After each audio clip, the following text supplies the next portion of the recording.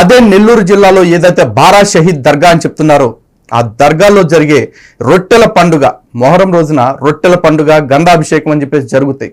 మరి ఈ పండుగలన్నింటిలో పాల్గొనేది ఎవరు తెలుసా? మన హిందువులే ఎక్కువ మంది ఇక్కడ పాల్గొంటున్నారు.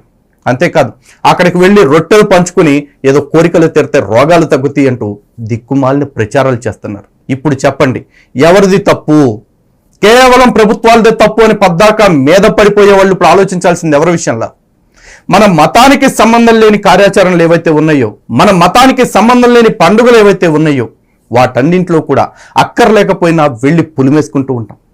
నిజానికి ఈ రొట్టెల పండుగ లేదంటే బారా షహీద్ దర్గాలో జరిగే కార్యక్రమాలు ఏవైతే ఉన్నాయో ఇవి మన మతానికి మాత్రమే సంబంధం లేనివి కాదు, ముస్లింలకు కూడా సంబంధం లేనివి.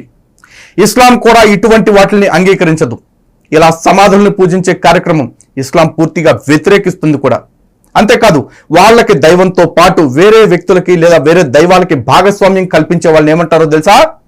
ముష్రిక్కులు అంటారు. అలా ముష్రిక్కులు చేసే పని ఏంటో తెలుసా? షిర్కుకు విడిగట్టడం.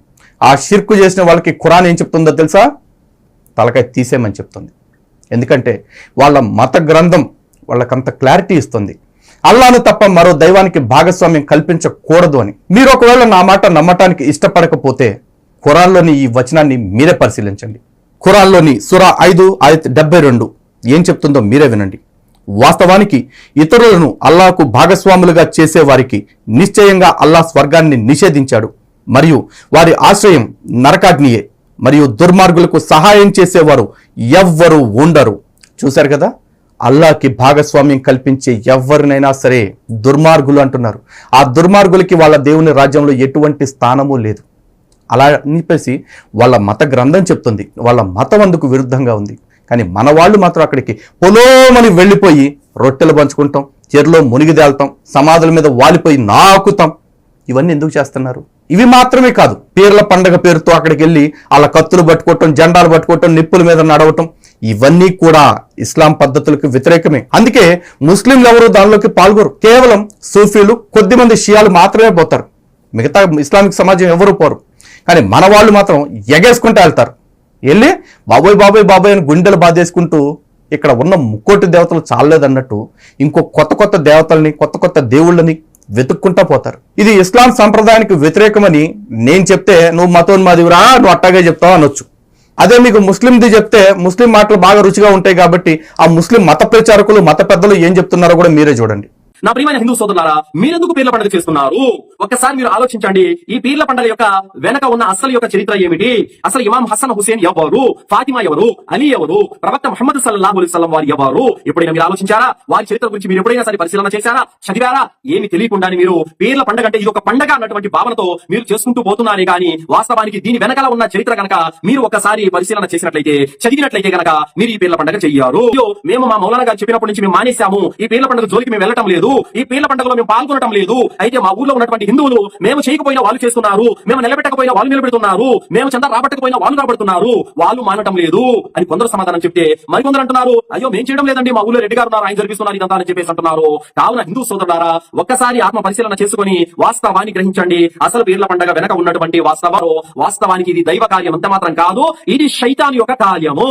వాస్తవానికి మొహర్రం 10వ తేదీన కర్బలా మైదానంలో ఇమాం హుసేన్ రలియల్లాహు అన్హు వారి యొక్క మరణం ఎంత భయానకంగా జరిగిందో, ఎంత భయంకరంగా జరిగిందో మీకే గనక తెలిస్తే మీరు బాధపడతారు, మీరు ఈ సంబరాలు జరుపుకోరు. దర్గా సమాధి పూజ ఇస్లాంలో లేదు. దర్గా సమాధి పూజ ఇస్లాంలో ఉంది అని చెప్పే వారి వలన ముస్లింల మనోభావాలు దెబ్బతింటున్నాయి. గంధం మహోత్సవం, పేర్ల పండుగ, రొట్టెల పండుగ ఇలాంటి వాటికి ఇస్లాంకు సంబంధం లేదు. ఇస్లాం బోధించేది ఏక దైవారాధన గురించి. సమాధిని పూజించేవాడు ముస్లిం కాలేడు. ఈ మాట చెప్తున్నారో తెలుసా? నిత్యం మీ అందరికీ పద్దాక కనిపించే బ్రదర్ షరీఫ్ అనే అతను. బహుశా ఇప్పుడు అతను చెప్పాడు కాబట్టి మీకు కొంత నమ్మకం కలిగి ఉండొచ్చు. ఇప్పటికైనా నమ్మండి. వాళ్లే వద్దు అనుకుంటున్న పండుగని మనం ఎందుకు పులుముకోవాలి, మనం ఎందుకు పూసుకోవాలి, మనం ఎందుకు అక్కడికి వెళ్ళిపోయి మన ఆధ్యాత్మిక విలువలను అడ్డమైనోడి కాళ్ళ దగ్గర తాకట్టు పెట్టాలి? ఆలోచించండి ఇప్పటికైనా. ఇక అన్నిటినీ పక్కన పెడితే ఈ బారా షహీద్ దర్గా అని చెప్తున్నారు కదా, అసలు ఈ బారా షహీద్ దర్గా అంటే ఏంటో మీ బతుకులకి ఎప్పుడైనా తెలుసా? హిందువుల్ని ప్రశ్నిస్తున్నా, ఏనాడన్నా మీకు దాని గురించి తెలుసుకునే ప్రయత్నం చేశారా? 1200 సంవత్సరాల క్రితం తుర్కమాన్లు అని చెప్పేసి 12 మంది ఇక్కడ వాళ్ళ రాజ్యం నడుస్తున్న సమయంలో, అంటే కర్ణాటకలో టిప్పు సుల్తాన్ బాబు హైదర్ అలీ, అదేవిధంగా బహమనీ సుల్తాన్లు, గోల్కొండ నవాబులు ఇట్లాంటి వాళ్ళందరూ పాలిస్తున్న సమయంలో ఇక్కడికి దిగుమతై వచ్చి ఇక్కడ వాళ్ళ మతాన్ని వ్యాప్తి చేసుకునేందుకు కట్టు కథలతోటి, మాయ మాటలతోటి, లేనిపోని తంత్రాలతోటి, లేనిపోని కుట్రలతోటి హిందువులను మతం మార్పిడి చేస్తూ ఉంటే, అలా మతం మార్చడానికి వ్యతిరేకించిన వాళ్ళని కొంతమందిని చంపుతూ ఉంటే వాళ్ళ దాష్టికాలు తట్టుకోలేక కొద్దిమంది మన హిందూ దళిత సోదరులు, అంటే మాదిగా వీరులు ఎవరైతే ఉన్నారో వాళ్ళ తలకాయలు నరికేశారు. నా ధర్మాన్ని నాశనం చేస్తానికి చూస్తే ఎవరిని విడిచిపెట్టమని ఆ సోదరులు వాళ్ళ తలకాయలు నరికేసి వాళ్ళ మొండాలని వాళ్ళ గుర్రాలకే కట్టి ఈ స్వర్ణాల చెరువు ప్రాంతంలోకి తీసుకొచ్చి వదిలారు. మీ బతుకులకి ఎప్పుడైనా తెలుసా? ఇది ఎంత దారుణమైన విషయం అంటే, మన ధర్మాన్ని కాపాడటానికి ఎవరినైతే మన వాళ్ళు అవతల వాళ్ళని చంపారో వాళ్ళకే సమాధులు కట్టి దాన్ని గుళ్ళగా మార్చి ఇప్పుడు అదే మన చేత వాళ్ళకి దండాలు పెట్టిస్తున్నారు, వాళ్ళకి పూజలు చేపిస్తున్నారు. దీన్నంతా చూస్తుంటే మీకు ఏమనిపిస్తుంది? దేశ స్వాతంత్రం కోసం ప్రాణాలు అర్పించిన భారతీయ వీరులు ఎవరైతే ఉన్నారో వాళ్ళందరి త్యాగాలని, వాళ్ళ ప్రాణాలని పక్కన పెట్టేసి బ్రిటిష్ వాడి బూట్లు నాకితే ఎంత చండాలంగా ఉంటుందో, మిమ్మల్ని కని పెంచి పోషించిన తండ్రిని పక్కన పెట్టేసి పక్కింటోడి సంక నాకితే ఎంత దరిద్రంగా ఉంటుందో అంతే దరిద్రంగా ఉంది మీరు చేసే పనులు కూడా. ఇప్పటికైనా ఈ కథని అర్థం చేసుకుంటారని, ఈ చరిత్రను తెలుసుకుంటారని, తద్వారా హిందువుల మనోభావాలను అర్థం చేసుకుంటారని, మీరు కూడా నిజమైన హిందువులుగా మారతారని, వచ్చే సంవత్సరం నుంచైనా ఈ దౌర్భాగ్య పనులు మానతారని, మీరు హిందువులుగా బతుకుతారని ఆశిస్తా ఉన్నాను. ఎందుకంటే మన ధర్మాన్ని కాపాడటం కోసం వాళ్ళు జీవితాలు త్యాగం చేశారు, ప్రాణాలు పణంగా పెట్టారు. మన ధర్మానికి ద్రోహం చేస్తున్న వాళ్ళ ప్రాణాలు తీశారు. అలాంటి ధర్మ ద్రోహం చేసిన వాళ్ళని, మన ధర్మానికి వ్యతిరేకంగా పనిచేసిన వాళ్ళని మనమే వెళ్ళి మొక్కటం ఎంతటి నీచ కృత్యమో మీరు ఆలోచించుకోండి. మీకు మరో విషయం కూడా చెప్పాలి. మీరంతా మేము అక్కడికి వెళ్తాం, అన్ని మతాలని గౌరవిస్తాం, ఇక్కడికి వస్తాం, అన్ని మతాలని గౌరవిస్తాం, మేము పెద్ద సెక్యులర్లం, మాలాంటి వాళ్ళకి ఏ మతంతోనూ ప్రమాదం లేదు, మేమంతా మంచి వాళ్ళం, తోపులు తురువులు అనుకుంటున్నారేమో. కానీ వాడి మతానికి వ్యతిరేకంగా పోతే వాడు సూఫీనా, సున్నీనా, షియానా, లేకపోతే ఇంకోటా అని వాళ్ళు ఆలోచించరు. వాళ్ళందరూ ఒకటైపోతారు. ఎందుకంటే ఇస్లాం మొత్తం వ్యతిరేకించే ఈ దర్గా కల్చర్ని, ఈ దర్గా సంస్కృతి ఏదైతే ఉందో దాన్ని ఎవ్వరూ, ఏ ముస్లిం కూడా బాహాటంగా వ్యతిరేకించడు. కారణం ఏంటో తెలుసా? హిందువులని అత్యధిక మందిని మతం మార్చడానికి ఉపయోగపడుతున్న సంస్కృతి ఇది. కానీ ఈ దర్గాల్లో ఉండేవాళ్ళు సెక్యులర్లు ఉంటారు అనుకోకండి, అక్కడ కూడా సైకోలు ఉంటారు. అందుకు తాజా ఉదాహరణే నూపూర్ శర్మ వ్యవహారంలో ఢిల్లీ హజరత్ నిజాముద్దీన్ ఔలియా దర్గాకి సంబంధించిన దర్గా పెద్ద ఏదైతే మాట్లాడాడో అది కావచ్చు, లేదా రాజస్థాన్లో ఉన్న అజ్మీర్ దర్గాలోని ఆదిల్ చిష్టి అనేవాడు ఏదైతే మాట్లాడాడో అవన్నీ కూడా మీకు ఉదాహరణ. వాళ్ళు సాక్షాత్తు మన ధర్మాన్ని అవమానిస్తూ వాళ్ళ ధర్మాన్ని ఏదో అవమానించేశారు అని చెప్పేసి నూపూర్ శర్మని చంపితే ఎంత ఇస్తాము అని చెప్పేసి డబ్బులు ప్రకటించడం, ఆ చంపిన వాళ్ళకి మేము రక్షణ కల్పిస్తాము, న్యాయ సహాయం అందిస్తామని ప్రకటించడం, వాళ్ళ మతాన్ని వ్యతిరేకించారనే ఒకే కారణం చేత వాళ్ళు మన వాళ్ళని చంపటానికి మన హిందువులు ఇచ్చిన డబ్బుల్నే వాడారు. తెలుసా మీకు ఆ విషయం? ఇప్పటికైనా తెలుసుకోండి.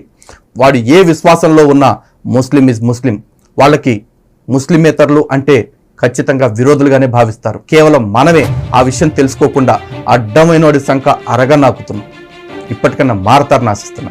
ఇవన్నీ ఏదో మతం మీద కోపంతోనో లేకపోతే ఎవరి మీద ద్వేషంతోనో చెప్పట్లా, మన ధర్మాన్ని కాపాడుకోవాలి అన్న ఒకే ఒక్క కారణంతో చెప్తా ఉన్నాం. హిందువు హిందువులా ఉండండి, ముస్లిం ముస్లింలా ఉండండి, క్రైస్తవుడు క్రైస్తవుల్లా ఉండండి. ఎవరి ఆచారాన్ని వాడు పాటించుకుంటే ఎవరికీ నొప్పి లేదు. కానీ మీ ఆచారాన్ని మా మీద రుద్దినా లేకపోతే మనం వెళ్ళి పక్కోడి ఆచారాన్ని లాక్కునే ప్రయత్నం చేసినా రెండు తప్పే అంటాను. అది సూఫీ సిద్ధాంతమైనా, ఇస్లాం సిద్ధాంతమైనా, లేదా మరే సిద్ధాంతమైనా వాళ్ళ ఆచారాన్ని వాళ్ళు మాత్రమే పాటించుకోవాలి. వేరే వాళ్ళకి అంటగడుతున్నారు అంటే వాళ్ళు ఎంత పాపం చేస్తున్నారో వాళ్ళకంటే అంతకంటే ఎక్కువ పాపం మన వాళ్ళు కూడా చేస్తున్నట్లే. ఇందులో ఎటువంటి సందేహము లేదు. కాబట్టి ఇప్పటి నుంచి తెలుసుకోండి, పీర్లు మనది కాదు, పీర్లు ఇచ్చే సందేశాలు మనకు అక్కర్లేదు. మరోసారి మీ అందరినీ హెచ్చరిస్తా ఉన్నా, మన ఆచారాన్ని మనం గౌరవించుకుందాం, మన ధర్మాన్ని మనం పాటిద్దాం. జై శ్రీరామ్, భారత్ మాతా కీ జై.